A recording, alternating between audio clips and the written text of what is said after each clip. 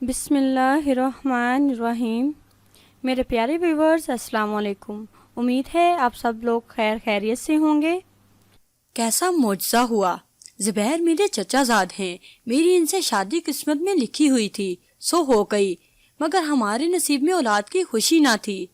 یہ نہیں کہ اولاد نہیں ہوئی، بہت منتوں مرادوں سے ہوئی تو ہمارا ننھا پھول عدنان صرف چند ماہ اس دنیا میں زندہ رہ کر پھر اپنے فرشتوں بھری دنیا میں چلا گیا۔ اس کے بعد تو جیسی میری دنیا ہی ویران ہو گئی۔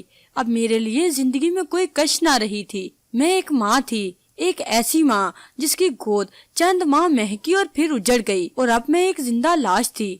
ان دنوں میری عجیب کیفیت تھی۔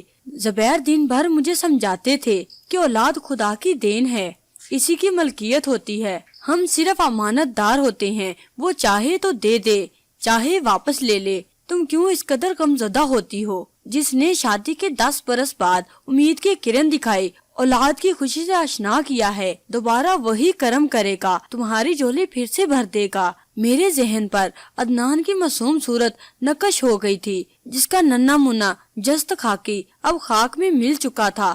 بھلا میں کیسے اس معصوم صورت کو بھلا دیتی کہ جس کے مدھر ہنکارے ابھی تک میرے کانوں میں رس گھولتے تھے؟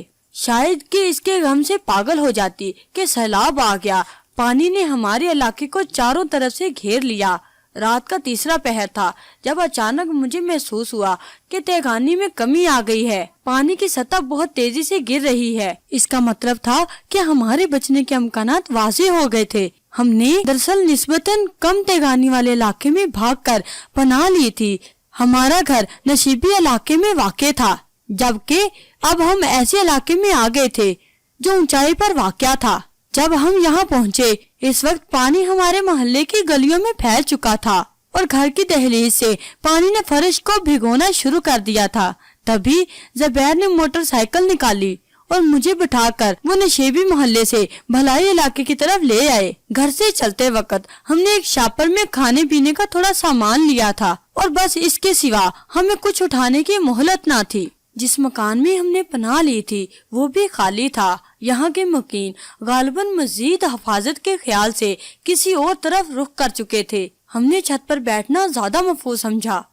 سیلاب اتنا زیادہ شدید تھا اور پانی اس قدر تیزی سے آیا تھا کہ اس کی سطح سے خوف زدہ ہی ہو کر ہم اس پختہ مکان کی چھت پر آ گئے تھے۔ یہاں سے تہگانی کا صاف نظارہ کیا جا سکتا تھا۔ بالائے منزل پر جب ہم میاں بیوی پہنچے، ہمیں سب سے اوپر سیڑھیوں کی چھت کے نیچے ایک پنگھوڑا کھلا ملا جس میں بچہ کمبل میں لپٹا ہوا تھا۔ وہ نوازدہ بچہ صرف ایک ماہ کا تھا اور دنیا و مافیا سے بے خبر تھا۔ لگتا تھا اس کے والدین اس کو خدا کے بھروسے چھوڑ کر گئے تھے۔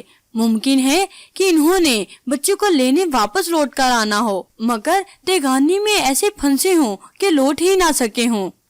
بہرحال بچہ بالکل محفوظ تھا۔ ابھی میں اور زبیر اس بچے کے پنگھوڑے کے پاس ہی کھڑے سوچوں میں تھے۔ اگر تو آپ کو ہماری یہ ویڈیو پسند آئی ہو تو پلیز ہماری اس ویڈیو کو لائک کریں اور صدقہ جاریہ سمجھ کے اپنے فرینڈز کے ساتھ ضرور شیئر کریں۔ اللہ حافظ۔